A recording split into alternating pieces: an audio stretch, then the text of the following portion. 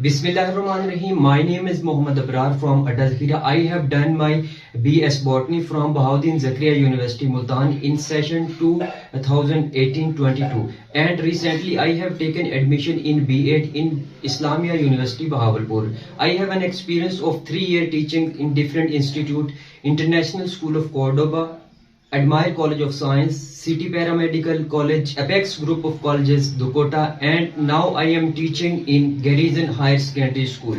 Today we will discuss first year book Biology, chapter number 4 and subtopic is Lysosome.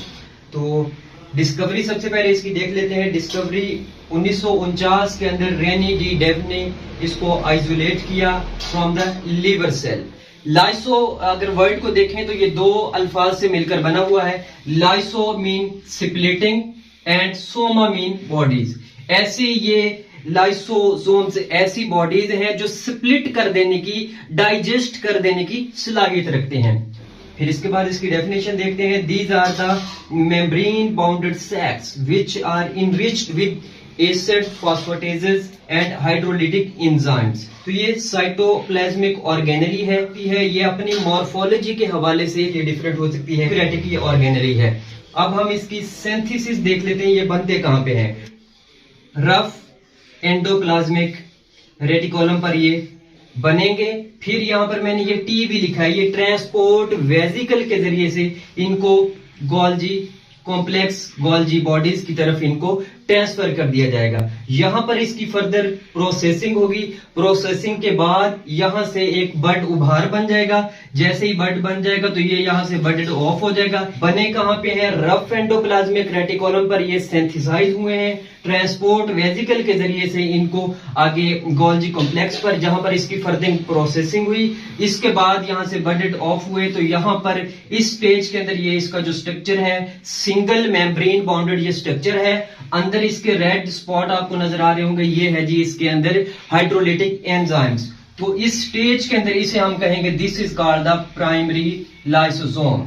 Function इसके देख लेते हैं. तो ये डाइजेशन का काम सर अंजाम देंगे. ये बोथ सेल के अंदर भी डाइजेशन कर सकते हैं और सेल के बाहर भी, इंटर भी और extra cellular digestion. During developmental process जैसे एम्ब्रियो से एक जानदार बनने का जो मरहला होता है, जिस तरह हमारी ये जो हाथ की उंगलियां हैं इनके दरमियान ये जो झिल्ली है इसको खत्म करने के लिए भी लाइसोसोम का किरदार है. यहाँ पर डीजेनरेशन का ये काम सर अंजाम देते हैं. सेल के अंदर जो मटेरियल है उसे रिसाइकिल करने के लिए काम आते हैं. फिर फेगोसाइटोसिस करने के लिए भी ये यूज किए जाते हैं. इसके अलावा ऑटोफेजी मतलब कि सेल्फ ईटिंग प्रोसेस, उसके अंदर भी ये इस्तेमाल किया जाता है. अब इसी को देख लेते हैं कि ये सेल ईटिंग जो प्रोसेस है वो कैसे होता है. सेल ईटिंग प्रोसेस आपको यहाँ पर ये फूड का एक वैक्यूल बाहर से फॉरेन पार्टिकल कोई है वो दिखाया गया है. अब जैसे ही को बाहर से कोई इन्वेडिंग पार्टिकल इसके अंदर दाखिल होने की कोशिश करता है तो ये वाले लाइसोसोम है. जैसे मैं इसको अगर बना दूं,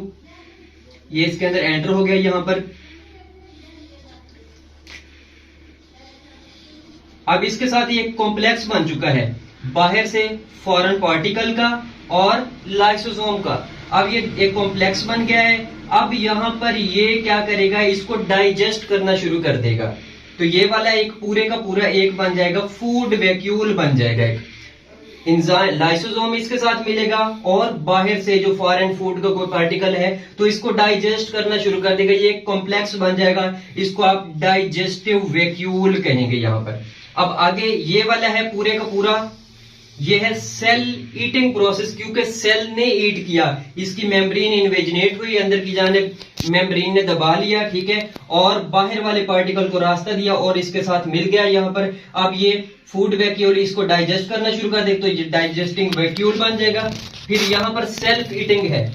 बाज़ का स्टारवेशन के अमल के दौरान, उस दौरान सेल के अंदर जो मटेरियल होता है ये उसको भी एनगल्फ कर लेते हैं, एनगल्फ करने की सलाहियत रखते हैं. जैसे कि ओल्ड माइटोकॉन्ड्रिया यहां पर नजर आ रहा है तो इसके साथ ये बाइंडिंग बनाएगा यहां पर. अब ये भी एक कॉम्प्लेक्स बन जाएगा यहां पर, ओल्ड माइटोकॉन्ड्रिया और प्राइमरी लाइसोसोम का. अब इसके साथ कॉम्प्लेक्स बनाएगा, इसको डाइजेस्ट करना शुरू कर देगा. अब ये पुराना माइटोकॉन्ड्रिया खत्म हो जाएगा और न्यू माइटोकॉन्ड्रिया बन जाएगा. जैसे कि यहाँ पर लिखा गया है कि ये रिसाइकलिंग ऑफ द मटेरियल के लिए भी यूज किया जाता है। तो ये बाज़ माइटोकॉन्ड्रिया अपने ही हिस्से को खा लेता है, इसलिए ये क्या कहलाएगा, सेल्फ ईटिंग प्रोसेस। अब ये इसने अपने ही हिस्से को खाया तो इसलिए इसको कहेंगे this is called the autophagy, autophagy कहलाएगा। और इसके नतीजे में ये वाला जो कॉम्प्लेक्स यहाँ पर बना है एंजाइम का, लाइसोसोम का, और इसके साथ जो पुराना माइटोकॉन्ड्रिया है, अब इन दोनों का जो कॉम्प्लेक्स बना है इसे हम कहेंगे दिस इज कॉल्ड द ऑटोफेजियोसोम्स। अब इसके और डाइजेस्टिव वैक्यूल दोनों के कॉम्बिनेशन से जो आगे चीज बनी है उसे हम SL सेकेंडरी लाइसोसोम कहेंगे। अब मेन डिफरेंस क्या है इसके अंदर प्राइमरी और सेकेंडरी लाइसोसोम के अंदर? मेन डिफरेंस ये है जो प्राइमरी लाइसोसोम है वो इनएक्टिव है, वो फंक्शनिंग कैपेबिलिटी के अंदर नहीं है, जबकि जो सेकेंडरी लाइसोसोम है ये फंक्शनल कैपेबिलिटी रखता है, ये फंक्शन करने की सलाहियत रखता है, ये डाइजेस्ट करने की सलाहियत रखता है। यहाँ पर ये जो स्ट्रक्चर है ये प्राइमरी लाइसोसोम है। अब यहाँ पर जो डाइजेस्टिव वैक्यूल बना है और ऑटोफेजिसोम्स बने हैं ये वाला सेकेंडरी लाइसोसोम है।